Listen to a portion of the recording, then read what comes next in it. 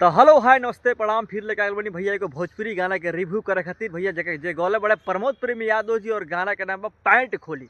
तो होली के गाना भैया, होली के सीजन चल चुका बा, कि 2 महीना होली बा, गर्दा गर्दा भोजपुरी गाना आ रहा बा होली में। तो हम वही गाना के रिव्यू करते हैं। तो हम सबसे पहले चाहब कि भाई एक गाना के रिव्यू थोड़ा जब करे से पहले गाना के थोड़ा सा झलक देखा जाए, जना गाना के हम बारे में बात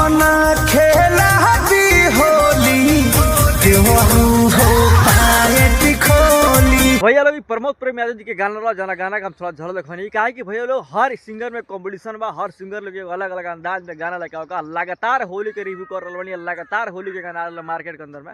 और एक से बारूद सर कल खेसारी सर के गाना के रील कर भाई रिव्यू कर रही हम, काफी तरीके प्यारा आशीर्वाद मिलल। फिर आज प्रमोद प्रेम यादव जी के गाना के रिव्यू करते भैया, हमारा आशा ना पूरा विश्वास तरीके प्यार आशीर्वाद वही तरह मेरी भैया लोग सपोर्ट कर था भाई के, छोटे को भाई तरीके बाद पेज के फॉलो कर दें, चैनल के सब्सक्राइब कर दें और ज़्यादा वीडियो देखा जाए भैया, ज़्यादा वीडियो शेयर कर ताकि भाई ऐसे ही हौसला बुलंद होते रहो, भाई तरीके लगा बीच में लगे रिव्यू एक से बढ़ के गाना करते रहो। तो ज़्यादा देर ना करे भैया, थोड़ा अंतरा देखा जाए भैया प्रमोद प्रेम यादव जी के, फिर पूरा वीडियो में बात के लिए। तो भैया लोग तनिक अंतरा के वीडियो हम देखनी, थोड़ा सा क्लिप देखनी भैया, कैसन वीडियो लगल कमेंट में जरूर बता जाए, भाई के सपोर्ट करे जाए और प्यार आशीर्वाद दे जाए भाई के। भैया लोग एक से बढ़ के एक गाना का हम रिव्यू करते रहे भैया लोग, एक से बढ़ के एक ब्लॉग भी कर ले भैया लोग, एक से बढ़ के एक चीज़ भी दिखाई हम। बस तनिक प्यार आशीर्वाद मिले भैया तो दिल गदगद हो जाला, दिल खुश हो जाला। चैनल के सपोर्ट आदमी कर लो भैया तो बहुत खुशी मिलेगा। पीछे के बैकग्राउंड देख सकते कितना बढ़िया भैया। हम एगो हमारा कोनो स्टूडियो नहीं है भैया, कोनो हमारा कोनो वीडियो बना के कोई जगह नहीं है भैया, लेकिन हम नहर पे वीडियो बना तरीके प्यार आशीर्वाद पाओ करते भैया लोग। और इस तरह सपोर्ट करते हैं भाई के, प्यार आशीर्वाद देते रह जाता, ताकि गाना एक से बढ़ के एक गाना का हम रिव्यू करते रहे, एक से बढ़ के एक गाना की चीज़ दिखाते रहे भैया लोग। तो थोड़ा सा हम भैया चाह कि भैया थोड़ा सा लास्ट अंतर के गाना देखा जाए, फिर वीडियो चाचा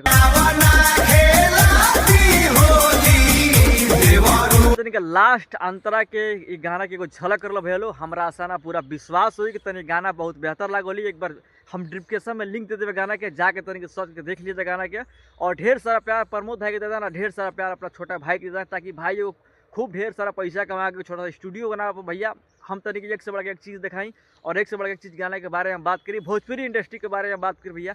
तनिक जब सपोर्ट ना मिली तो कुछ ना भैया, तो सपोर्ट कर दे भाई के और प्यार आशीर्वाद दे कहा कि देख सकते भाई जंगल झाड़ी में आके वीडियो बना पड़ला, बहुत लोग ताना मारला भैया, बहुत लोग शिकायत भी करला, लेकिन स्ट्रगल जारी बा, मेहनत जारी बा, प्यार आशीर्वाद दिया तहनी काम है भैया लोग। तो प्लीज़ भैया लोग सपोर्ट कर जान भाई के, चैनल सब्सक्राइब कर जान, पेज के फॉलो कर जान और ढेर सारा प्यार आशीर्वाद जान। तो आज की वीडियो तो रखवा फिर भी लिखो नेक्स्ट वीडियो में। जय हिंद, जय भारत, अस्सलाम वालेकुम, सत श्री अकाल, प्रणाम।